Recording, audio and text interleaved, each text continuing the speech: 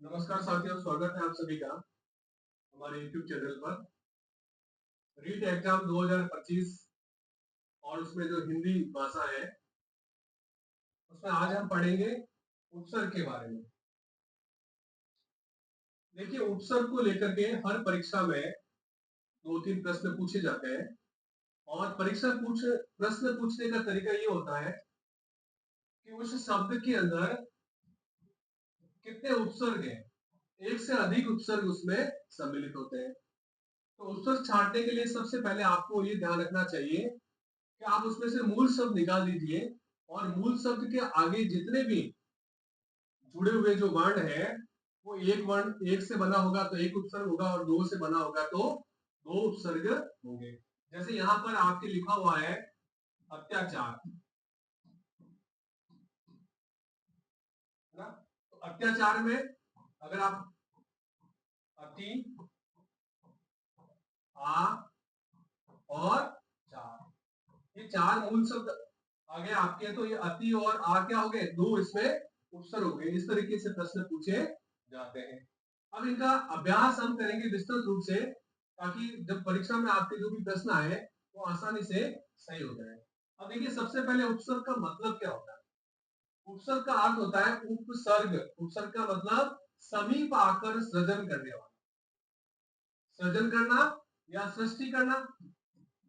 सृष्टि करना मतलब निर्माण करना, और जब निर्माण होगा तब हमेशा क्या होगा, निर्माण तो हमेशा नया होगा, नहीं तो उसका कोई मतलब ही नहीं रह जाएगा। तो ये क्या करेंगे कि ये जो मूल शब्द है, इस मूल शब्द के आगे पूर्व प्रयुक्त होकर क्या करेंगे, इसकी परिभाषा यही है कि ये अर्थ परिवर्तन की दिशाओं को प्रभावित करते हैं।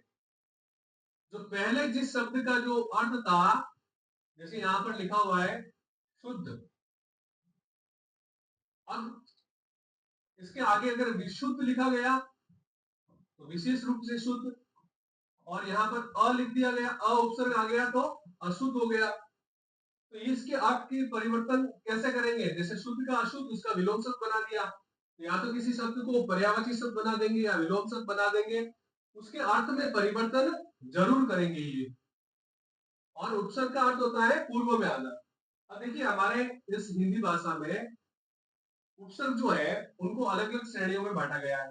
जैसे संस्कृत भाषा के उपसर्ग ये लगभग 22 है आपके, फिर हिंदी भाषा तद्भव उसके उपसर्ग, अरबी फारसी के उपसर्ग और अंग्रेजी भाषा के उपसर्ग।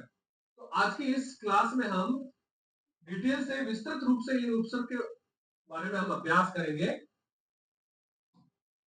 अब देखिए, संस्कृत भाषा के उपसर्ग, कई बार सीधा ये भी प्रश्न आ जाता है, ये आपके 22 है, वो कौन कौन से, प्र, परा, अप, सम, अनु, अव, निस, निर, दुस, दुर, बी, आ, नी, अधि, अपि, अति, सु, अभि, उत, प्रति, परि, उप। और हिंदी भाषा के उपसर्ग कौन कौन से, देखिए अनु, अन, अप, अव, आ, उन, ये आराम से आप पढ़ सकते हैं। तो ये आपके हैं हिंदी भाषा के उपसर्ग।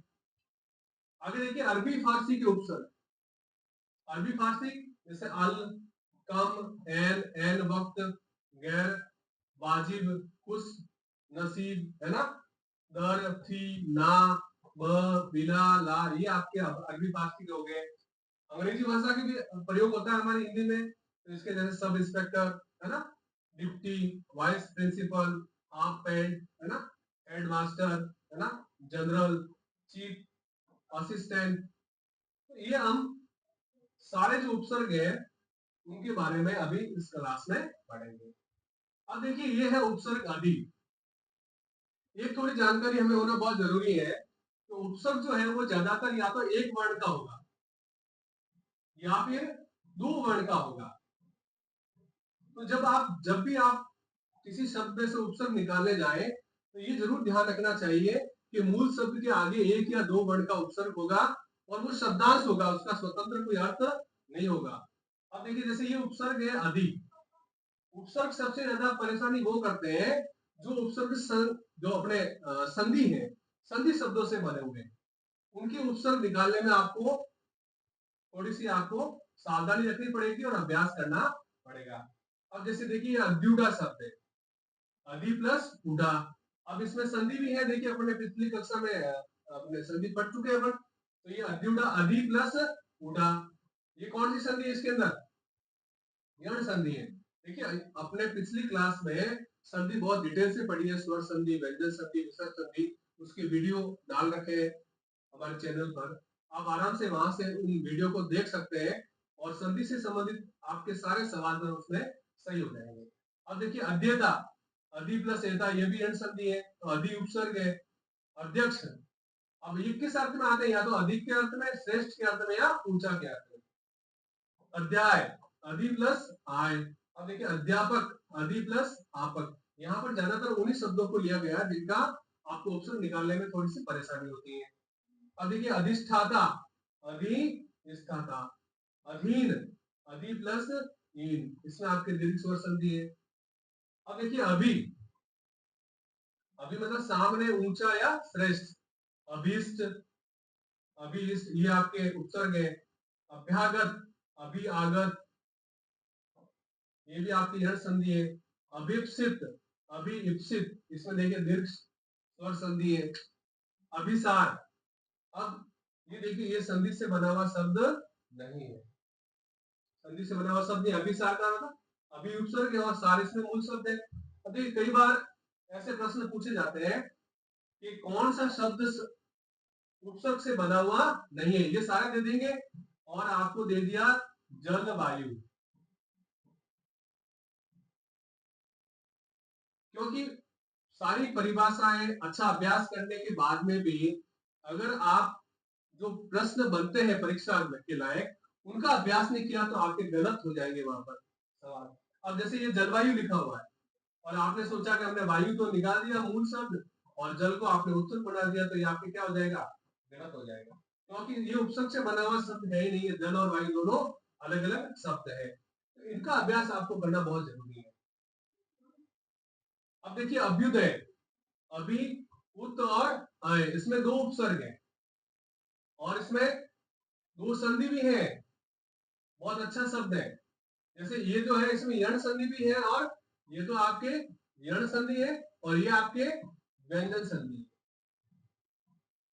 तो आपकी संधि भी तैयार होती है और उपसर्ग भी तैयार हो जाता है। अभ्युत्थान, अभी, उद और स्थान, इसमें भी ये यण और व्यंजन। अब देखिए परि, परि का मतलब चारों ओर या तरफ। जैसे पर्यावरण, पर्यावरण में दो उपसर्ग है, परि प्लस आ प्लस वर्ण, और इसमें संधि कौन सी है? यण संधि। पर्यंक, परि प्लस अंक। पर्यूषण, परि प्लस उष्ण। पर्यूषण एक पर्व होता है ना, तो आत्मशोधन, पर्यूषण का मतलब क्या होता है? आत्मशोधन।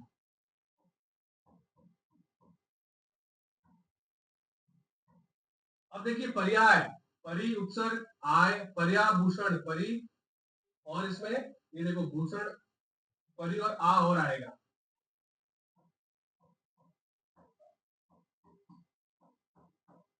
यहाँ पर क्या आएगा?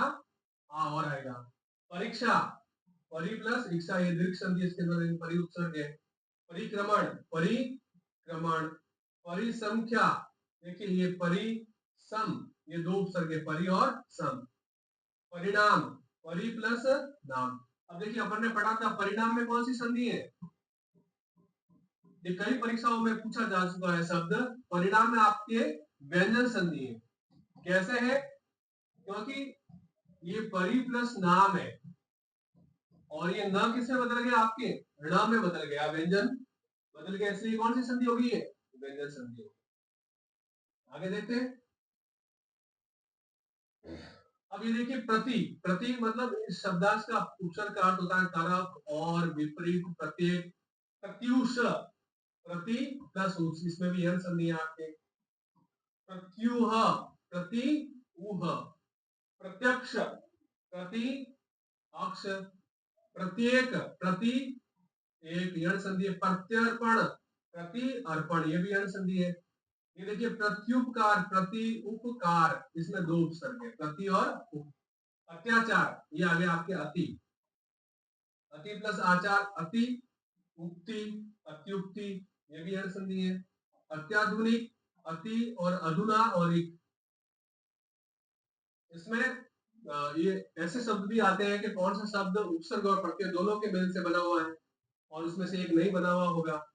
तो ये अति, अधुना एक प्रत्यय है, अधुना मूल शब्द है, अति उपसर्ग हो गया। अतिक्रमण, ये ऐसे तो बहुत आसान है आपके, तो इसमें संधि से बने हुए शब्द नहीं, आप आसानी से निकाल देंगे। क्रमण, और ये अति उपसर्ग है। अतिसार, ये भी आपके आसान है। अब देखिए अनु, अनु का मतलब होता है सहायक या बाद में। जैसे अन्वेषण, अनु प्लस एसठ, अनु उपसर्ग है। अनुदेश, ये आसान है, तो इसमें मूल शब्द देश है, अनुपसर्ग हो गया। अन्वीक्षा, अब यहाँ से उपसर्ग निकालना थोड़ा कठिन होता है जब तक कि आपको संधि की जानकारी नहीं होगी। अनुवीक्षा, अनुदित, अनुदित। अब देखिए एक तो रचना होती है मौलिक, और उसके बाद में जैसे इसका किसी दूसरी भाषा में आप अनुवाद करते हैं, फिर आप उसको प्रकाशित करवाते हैं, या तो अनुदित रचना हो जाएगी। अनुकरण, अनुकरण, करण का मतलब किया हुआ काम उसके बाद में वापस करना, अनुकरण। अनुच्छेद, अनु प्लस छेद, ये देखिए व्यंजन संधि का होता है। आपने पढ़ा था ना च का आगम, इसमें क्या हो जाता है, च का आगम हो जाता है। अनु प्लस छेद, अनुज, अनुज छोटे भाई को कहते हैं, अनु मतलब बाद में जन्म लेने वाला आपसे। अन, नकारात्मक, ये नकारात्मक अर्थ देता है। जैसे अनाचार, अनाचार, अनाश्रित, अनाश्रित, अनाकृष्ट, अन आ प्लस कृष्ट, इसमें दो उपसर्ग है। अनाव्रत, इसमें भी दो उपसर्ग है, अन प्लस आ प्लस व्रत। अनाहूत, अन प्लस आ प्लस हूत, ये इसमें भी दो उपसर्ग है।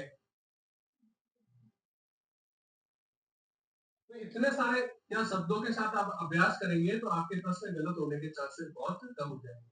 जैसे अन, ये साधारण शब्द है, मेल मूल मूल शब्द है, अनमेल, अनमोल, अनजान, है ना, ये दो बार लिख दिया। अनसुना, अनपढ़, ये आपके सम, सम इसके अंदर म जो है वो हलंत नहीं है, समान या पूर्ण के अर्थ में आता है। जैसे समक्ष, है ना, समकालीन, समकोण, समतल, ये सम जो आपके हलंत आता है नीचे, म इसमें आता है। जैसे समाचार, सम प्लस आचार। समागम, सम प्लस आ प्लस गम। समाहार, सम प्लस आ प्लस हार। इस तरीके से आप आराम से इसमें अभ्यास कर सकते हैं। और इसके अंदर संधि भी देखिए आप, व्यंजन संधि है। जैसे समदेह, संधि में हमने पढ़ा था, ये देखिए उप उपसर्ग जो सहायक पहले या छोटा के अर्थ में आता है। उपागम, उप प्लस आ प्लस गम। उपाख्यान, उप प्लस आ प्लस ख्यान। उपालंब, उप प्लस आ प्लस लंब। ये देखिए ये आसान है, जो संधि से बने हुए शब्द नहीं है वो बहुत ही आसान है। तो इस तरीके से आपको ज्यादा से ज्यादा अभ्यास करने के बाद में प्रश्नों पर थोड़ा सा आपको काम करना पड़ेगा, ताकि एक बार आपको ये पता चल जाए कि परीक्षा में कैसे प्रश्न पूछे जाते हैं। आका, जैसे ये शब्दांश का अर्थ तक या से लेकर। अब देखिए ये शब्द है आच्छादन, आ प्लस छादन, इसमें व्यंजन संधि भी है, च का आगम हो गया। अच्छा, आकार, ये आसान है। आकृष्ट, ये भी आसान है। आगम, आचार, आजीवन, आदान, आदेश, आधार, तो संधि से बने हुए शब्द नहीं है, उनका आप आराम से उपसर्ग निकाल सकते हैं। अब देखिए वी, ये इसका शब्दांश का अर्थ होगा सहायक या पहले या छोटा। देखिए विच्छेद, वी प्लस छेद, इसमें भी व्यंजन संधि है। वितान, पांडाल को कहते हैं। विचरण, वी प्लस चरण। विदीर्ण, जो कटा फटा होता है, वी प्लस दीर्ण। विधान, विपन्न, वी प्लस पन्न, है ना, गरीब। विमुक्त, अब ये देखिए प्र, प्र जो है वो प्रथम या प्रधान के अर्थ में आता है उपसर्ग। प्रणय, प्र प्लस नय, इसमें आपकी कौन सी संधि है, व्यंजन संधि है। प्रणाम, प्र प्लस नाम, ये आसान है। प्रबंध, प्रधान, प्रथम। प्रेक्षण, ये आपके गुण संधि। प्रख्यात, प्रधान। अब देखिए अ, ये नकारात्मक के अर्थ में, जैसे अकाम्य, अगम, अगोचर, अतुल्य, अजर। अजर किसे कहते हैं? जो बुढ़ापा रहित है। तो बहुत आसान है। अब देखिए ये जैसे आपके पर और परा, इसका मतलब दूसरा है विशेष होता है, जैसे पराश्रित है ना, ये परा नहीं, पर आश्रित होगा तो दूसरों पर आश्रित है। लेकिन यहाँ पर परा होगा, पराकाष्ठा है ना, परामुख। ये वापस आपके क्या होगा इसमें, ये अभ्यास के लिए बीच में लिख दिया आपके, पर अधीन, दूसरे के अधीन, परलोक। अब ये देखिए अब बुरा, शब्दांश का अर्थ होता है बुरा, जैसे अपकीर्ति, अपशब्द, अपशिष्ट। अब है आपके बुरा, ये अवशिष्ट, अवलंब मतलब सहारा, अवदान, अवगाहन, अवशेष है ना, अवधारणा। ये आसान है, ये आपके उपसर्ग है इसमें। जैसे कु, बुरा या कठिन, जैसे कुपोषण, कुपुत्र, कुख्यात, कुमाता, कुरंग। इसमें उपसर्ग ये सारे कु। सु के अंदर देखिए जैसे सुगम, सुघड़, सुजान, सुलभ। ये देखिए स्वागत, ऐसे शब्द आते हैं आपके स्वागत, क्योंकि इसमें जो उपसर्ग है वो क्या है, सु है। हमने पढ़ा था संधि के दौरान, सु प्लस आगत गैर संधि है, ये स्व आगत नहीं होगा, ये गलत है। अब देखिए स्व, जैसे स्व भाव, स्वचालित, स्व छंद, स्वेच्छा, स्व प्लस इच्छा, इसमें भी क्या आपके गुण संधि। तो इस तरीके से लगभग जितने भी अच्छे उपसर्ग है वो सारा उनका अभ्यास आपके यहाँ पर, जैसे ये नी है, बिना, रहित या विशेष, जैसे नी कम्बाई उपसर्ग है, निबंध। निबंध लिखते हैं ना बंध, निबंध का मतलब क्या होता है, बंध का मतलब बांधना, और नी का मतलब विशेष रूप से बांधना। जैसे एक निबंध का आपको दे दिया कि अनुशासन का जीवन में महत्व, उस पर निबंध लिख के 300 शब्दों में, तो उन 300 शब्दों को आप अनुशासन के इर्द गिर्द अच्छे तरीके से बांध करके उन शब्दों को आप प्रस्तुत करेंगे, ताकि जो पूरा निबंध है वो किस पर होगा, अनुशासन से संबंधित होगा। जैसे निषिद्ध, नी प्लस सिद्ध, ये स इसमें बदल जाएगा, नी प्लस सेक। ये मूल शब्द निकालना बहुत जरूरी है, अगर आपने यही लिख दिया तो आपके गलत हो जाएगा, ये बहुत महत्वपूर्ण है। निषेचन, नी प्लस सेचन। अब ये देखिए जो निस उपसर्ग है, इसमें क्या होता है, जो ये अपने अपने आपके जो निःशुल्क है, ये संकर वाला स है ना, और ये षटकोण वाला स है, इन सबके अंदर जो उपसर्ग होता है वो सड़क वाला जो स आता है ना, ये निस, ये उपसर्ग आएगा। तो निःशुल्क, निःशब्द, निशंक, निश्चल, निष्काम, निष्कर्ष, निष्प्रभ, निष्प्राण, ये सब में निस उपसर्ग है। अब देखिए निर, निर में इसके अंदर है तो विसर्ग संधि है, इनमें भी विसर्ग संधि है, ये सारे किसके उदाहरण है, विसर्ग संधि। और ये भी किसके है, विसर्ग संधि। अब आप बोलोगे कि उत्तर उपसर्ग पढ़ते पढ़ते बीच में संधि आ गई, तो संधि तो पूरे व्याकरण का बेस है, मूल है, संधि आना बहुत जरूरी है। जैसे निर्जन है ना, निर प्लस जन, निर प्लस द्वंद, बिना द्वंद के, निर्विकार, देखिए इसमें दो उपसर्ग है, निर प्लस वी प्लस कार। बहुत अच्छे शब्दों का संग्रह आपको यहाँ पर एक साथ मिल जाएगा। अब ये देखिए आपके अरबी फारसी के उनके उपसर्ग है, अल, अल का मतलब होता है निश्चित, जैसे अलमस्त, अलबत्ता। अब इनमें संधि नहीं होगी, अलबेला, कम, थोड़ा या हीन, जैसे कम उम्र, कम कीमत, कम वक्त। एन, ठीक या पूरा, जैसे एन वक्त, एन मौका। गैर, गैर सरकारी, गैरबाजी है ना, विरुद्ध, इनका अर्थ होता है भिन्न या विरुद्ध, गैर जिम्मेदार। ला, इसका अर्थ होता है बिना या अभाव, लाजवाब, लाचार, लापरवाह।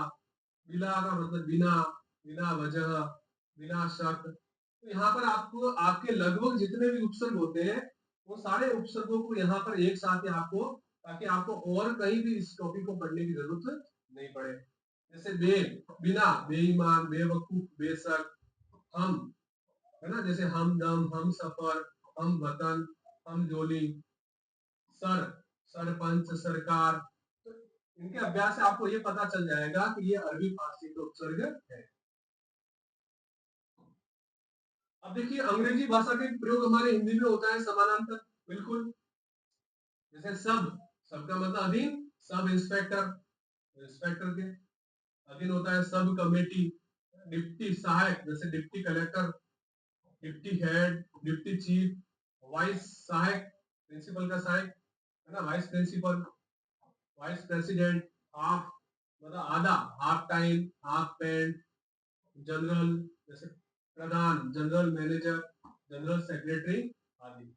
इस तरीके से आपको अभ्यास करने के बाद में उपसर्ग में आपको ध्यान ये रखना है कि आपको मूल शब्द पे काम करना है। पूरी व्याकरण मूल शब्द पर टिकी हुई है। इस मूल शब्द के आगे पीछे परिवर्तन होकर के उपसर्ग, प्रत्यय, संधि, ये सारे शब्द इसमें आएंगे। तो आपको ज्यादा से ज्यादा अभ्यास इनका करना चाहिए। उम्मीद है आपको ये क्लास बहुत अच्छी लगी होगी। और आगे की जो हम क्लास लेंगे उसमें अगला जो टॉपिक लेंगे हम प्रत्यय लेंगे। धन्यवाद।